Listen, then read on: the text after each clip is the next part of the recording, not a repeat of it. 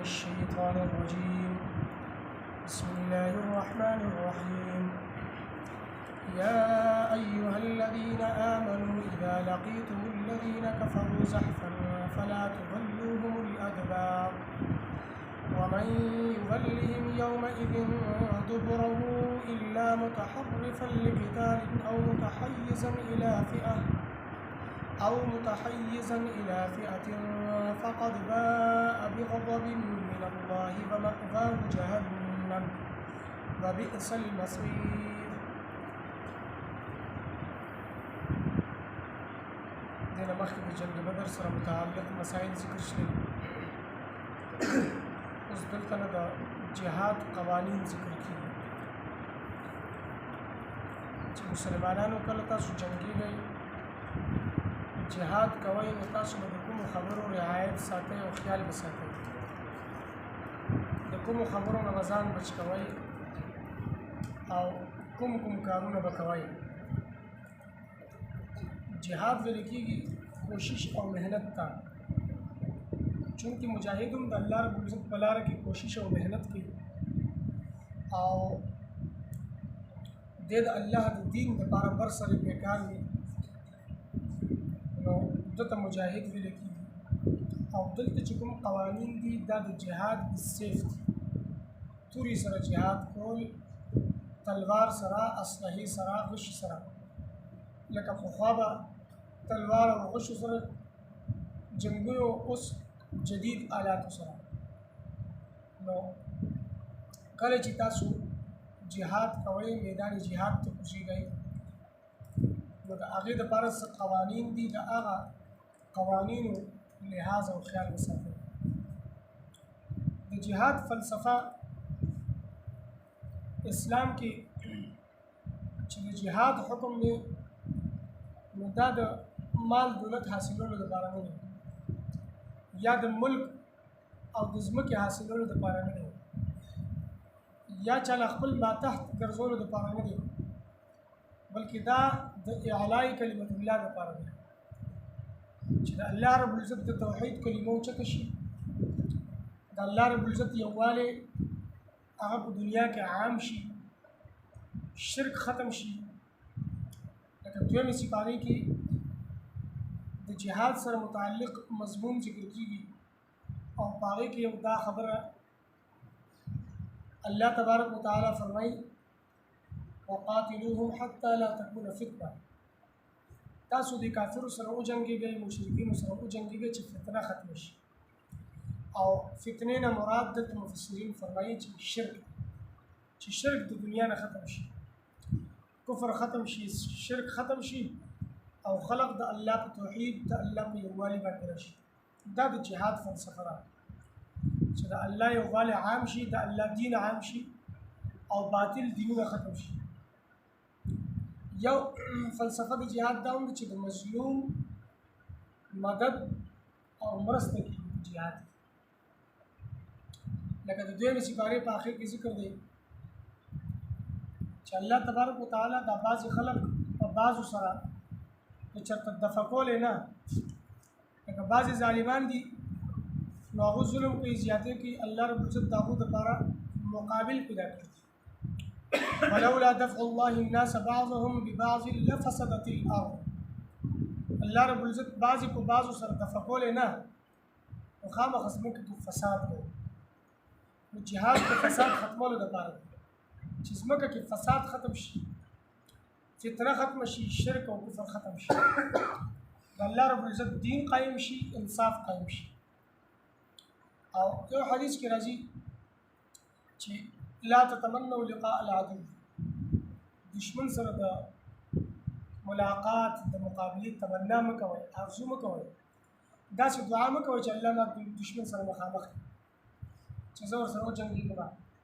زه ورسره مقابله وکړم، بل صلی الله العافیه، بلکې الله رب العزت نه عافیت غواړئ، د عافیت دعا کوئ. دغسې د نورو تکالیفو سره متعلق هم دا حکم دی. د بیمارۍ دعا مه کوئ چې الله په ما بیماري راولئ، یا د بل یو تکلیف دا دعاګانې مه کوئ چې الله په ما فلانې تکلیف راولئ، فلانې تکلیف. داسې دعا مه کوئ، بلکې چې کله راغی لکه کافر سره مقابله شله دشمن سره مقابله شله نو بیا هغې ته کلک شي او مضبوط شي بیماري راغله مصایب راغلل نو بیا د الله رب العزت نه د شفا دپاره دعاګانې غواړي او د بیمارۍ متعلق مصایب متعلق حدیثو کې راځي چې دا د انسان دپاره د نجات ذریعه ده دا د ګناهونو د معافۍ ذریعه ده او د درجاتو د بلندۍ ذریعه ده نو دا کافر سره مقابلې دعا یا د بیمارۍ دعا دا نه ده پکار او بعضې کارونه داسې دي بعضې امور چې هغې ته بدې ردې ویلو هم اجازت نشته لکه بیماري راغله نو بیمارۍ ته بدې ردې ویل دا د دې اجازت نشته حدیث کې راځي چې لا بأس طهور ان شاء الله پیغمبر صلی الله علیه وسلم فرمایي چې دا د ګناهونو پاکوونکې ده بیماري ان شاء الله د الله په مشیت د الله په خوښه سره ګناهونه به پاک نو یو کس بدې ردې ویلي حضور صلی الله علیه وسلم منې هوا چلیدلې یو ځل یو کس هوا ته بدې ردې ویلي حضور صلی الله علیه وسلم منې چې دا مأموره ده دې ته خو د الله رب العزت د طرف نه حکم شوی دا په خپله نه راځي د الله په حکم سره راځي دعا کوه چې الله په کوم خیر سره دا لېږلی شوي ده هغه خیر ماته نصیب کا او کوم شر سره دا لېږلی شوي ده د هغه شر نه زه پناه غواړم زمانې ته انسان بدې ردې وکنځل دي الله رب العزت فرمایي چې زمانې ته کنځل مه کوئ بدې ردې ته مه وایئ زه زمانه یم په خپله الله فرمایي او دا زمانې اړول راوړل دا زما په لاس کې دا زه اړوم راوړم نو دې ته بدې ردې ویلو د کنځلو کولو ته اجازه نشته بیمارۍ ته یو سړی بدې ردې وایي هواګانو ته بدې ردې وایي زمانې ته بدې ردې وایي او د الله په حکم سره راځي څنګه چې د الله حکم شي اول قانون په دې آیت کې ذکر کېږي اذا لقيتم الذين كفروا زحفا فلا تولوهم الادبار کله چې تاسو کافرو سره مخامخ شئ نو بیا ورته شا مه اړوئ بیا کلک شئ او مضبوط شئ بیا ورسره مقابله وکړئ ښه په بهادرۍ سره زحف ویل کېږي په خړپوسو باندې تلو ته او چونکې په میدان جهاد کې هم کثرت وي د خلقو تعداد زیات وي نو خلق داسې ورو ورو ځي لکه څنګه چې ماشوم په خړپوسو باندې په دمه دمه او ارام ارام سره ځي دشمن سره مقابله او مخامخ کېدلو په وخت کې د ډټاوېدلو د کلک ودرېدلو حکم چې تاسو به کلک ودرېږئ او مقابله به ورسره کوئ فلا تولوهم الادبار شا به ورته نه اړوئ مطلب دا چې تخته یې به نه د میدان جهاد او کوم سړی د میدان جهاد نه تختی نو دې سړي ګناه کبیره وکړه د لوی ګناه وکړو مخکې سزا ذکر کېږي دا رسول ومأواه جهنم د دې ځای جهنم دی ګناه کبیره وکړو ځای جهنم دی فبئس المصیر او دا ډېر بد ځای ته راګرځېدلی دی د ائمه اربعه څلور واړو امامانو دا مذهب دی چې کله د مسلمانانو تعداد د کافرو په مقابله کې نیم دي یا د نیمې نه زیات وي بیا مسلمان نه د میدان جهاد نه تښتېدلو اجازه نشته که دی د میدان جهاد نه تښتي نو دی ګناه کبیره کوي دی لوی ګناه کوي هغه که د نیمو نه کم دی کافر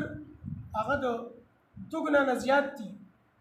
څلور ایسي دي درې ایسي دي پنځه ایسي دي لس ایسي دي نو بیا که مسلمانان د میدان جهاد نه وتښتېدلي وه نو دا ګناهګار دي او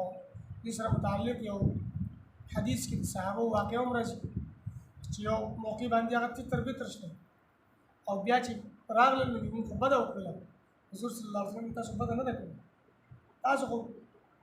دشمن سره یو فریب وکړو اوس به دوباره په هغه باندې حمله وکړي او په دې آیت کې اوس دا دوه خبرې ذکر کېږي د میدان جهاد نه د وروسته کېدو لپاره چې د دې دوه خبرو اجازه شته دی چې کله یو سړی هغه واپس شي کافر له دوکه ورکړي مقابل له دوکه ورکړي او بل طریقې سره په ده باندې حمله وکړي د میدان جهاد نه وځي نه او بل طریقې سره په ده حمله وکړي نو د دې اجازه شته دی حضور وفرمایل چې تاسو خو راغلئ خو بلې طریقې سره به اوس پرې حمله وکړي تاسو تقدیدلی نه کله چې د نیمې نه تعداد کم وي نو بیا که مسلمانان د میدان جهاد نه واپس شلل نو دا ګناهګار نه دي او د دې اجازه شته ومن یولهم یومئذ دبره څوک چې په دغه ورځ باندې کافر سره د مقابلې پر ورځ باندې کافر ته شا واړي خو دوه خبرې د دې نه مستثنا شته الا متحرفا لقتال چې دی راګرځېدونکی وي د قتال لپاره د جنګ لپاره کافر سره مقابله ده او دی وروستو ته وتښتېدو او بل طرف نه په کافر حمله وکړي د دې اجازت شته دی او متحیزا الی فئة یا د خپل ډلې ته واپس کېږي او ډلې سره یو ځای کېږي بیا جنګېږي دا نو د دې هم اجازت شته دی د ډلې نه وتلی مخکې تللی او دی واپس خپل ډلې ته راغی بیا ډلې سره ځي جنګېږي د دې اجازت شته یا دا چې د مسلمانانو تقسیم شوی دی څه کسان تقسیم شوي دي لس شل دېرش دي 50 کسان تقسیم دي نو دی جنګېده خو دی د وروستونۍ ډلې ته واپس شو او دې کې شاملېدو اراده یې وه چې دې کې شاملېږم او دې سره به مخکې ځم بیا جنګېږم کافر سره نو د دې اجازت شته او چې د دې نه علاوه یو سړی د میدان جهاد نه تښتي فقد باء بغضب من الله دې د الله په غصې او په غضب کې پرېوتو د الله د رحمت او د الله د مهربانۍ نه دې لرې شو ومأواه جهنم او د ده ټکانه جهنم دی ځای جهنم دی وبئس المصير او دا ډېر بد ځای ته راګرځېدلی یا ایها الذین آمنوا اے ایمان والو اذا لقیتم الذین کله چې تاسو ملاقات کوئ هغه کسانو سره کفرو چې کافران دي زحفا په میدان جهاد د جنگ دپاره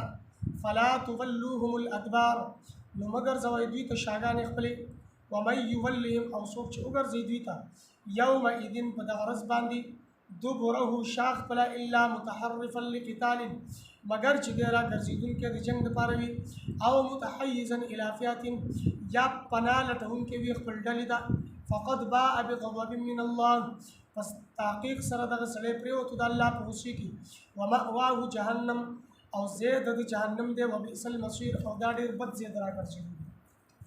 تبارك الذي نزل الفرقان على عبده ليكون للعالمين نذيرا